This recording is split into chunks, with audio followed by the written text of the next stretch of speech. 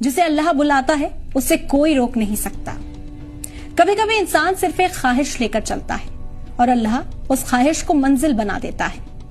कहते हैं ना कि जो हमारे नसीब में होता है वो हजारों रुकावटों से कुछ देर के लिए टल तो सकता है, लेकिन आखिर में वो हमें मिल ही जाता है।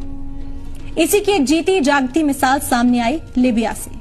आमिर अल मेहदी मंसूर अल गद्दाफी जो हज के लिए निकले थे, लेकिन उनका नाम गद्दाफी उनके रास्ते की दीवार बन गया। एयरपोर्ट पर उन्हें रोक लिया गया। वो चेकिंग प्रोसेस में उलझे रहे और फ्लाइट बोर्ड नहीं कर सके।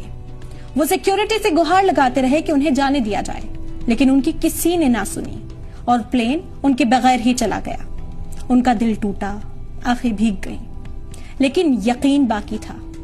फिर अल्लाह ने वो कर दिखाया जिसे लोग करिश्मा कह रहे हैं। वही प्लेन तकनीकी खराबी के चलते वापस लौट आया, लेकिन इस बार भी बहुत गुजारिश करने के बाद भी पायलट ने उन्हें प्लेन में चढ़ने की इजाजत नहीं दी। प्लेन फिर उनके बगैर उड़ा और दूसरी बार भी उसी तकनीकी खराबी के चलते फिर उस प्लेन को लौटना पड़ा। तो जब दूसरी बार खराबी हुई तो कैप्टन ने ही कह दिया कि मैं अब तब तक उड़ान नहीं भरूंगा जब तक आमिर हमारे साथ ना हो।